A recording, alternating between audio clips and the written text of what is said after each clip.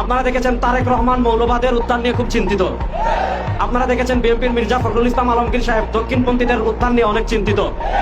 আপনারা দেখেছেন বিএনপির আরেক পাগলা আছে ফজলু। আমরা বলি এর জন্য দ্রুত ইনজেকশনের ব্যবস্থা করেন। আওয়ামী লীগের টাকলা মুরাদ যেভাবে এই দেশে থাকতে পারে নাই, বিএনপি ফজলু যদি আলেমদেরকে নিয়ে বাড়াবাড়ি করে, আলেমরা তার তীব্র জবাব দেওয়ার জন্য 24 ঘন্টা প্রস্তুত আছেন। আমরা তারেক রহমান এবং বিএনপির কাছে জানতে চাই, মৌলবাদীদের নিয়ে আপনাদের এত চিন্তা, দক্ষিণপন্থীদের নিয়ে আপনাদের এত চিন্তা, ইসলামপন্থীদের নিয়ে আপনাদের এত চিন্তা, খুনিদেরকে নিয়ে আপনাদের এত চিন্তা নয় কেন? গত 1 বছরে আপনাদের কর্মীরা একজন আরেকজন 100 জনের বেশি কর্মীকে তারা খুন করে ফেলেছে। আমরা জানতে চাই, চাঁদাবাজদের নিয়ে আপনাদের এত চিন্তা নয় কেন? সুরদের নিয়ে আপনাদের এত চিন্তা নয় কেন? আপনাদের কর্মীরা বালু চুরি করে, সিলেটের পাথর চুরি করে। সুতরাং আপনারা মৌলবাদদের নিয়ে চিন্তা করতে হবে না, ইসলামী রাজনীতি নিয়ে চিন্তা করতে হবে না, চোর টাকা সন্ত্রাসদের নিয়ে চিন্তা করেন।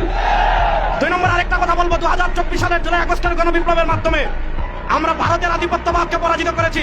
বাংলাদেশে যদি বাম রাজনীতির নামে কেউ ভারতের দালালি করে, সেই ভারতের দালালদের হাত ভেঙে দেওয়ার জন্য প্রস্তুত আছেন। বাংলাদেশের সভ্যতার অন্যতম পাহারাদার, তাদেরকে বাংলাদেশের একটা কুলাঙ্গার তাদেরকে হত্যা করার হুমকি দিয়েছে। যে হত্যা করার হুমকি দিয়েছে তার পক্ষ নিয়ে এদেশের বামরা বিবৃতি দিচ্ছে। আমরা স্পষ্ট ভাষায় বলি, ডক্টর সরওয়ার এবং ডক্টর আসিফ মাহতাব এদেশে একা নয়, তার সাথে বাংলাদেশের সকল মুসলমান আছে। তাদের 1% যদি বাংলাদেশে কেউ ভাঙা করতে চায়, কিয়ামত হয়ে যাবে, কিয়ামত হয়ে যাবে।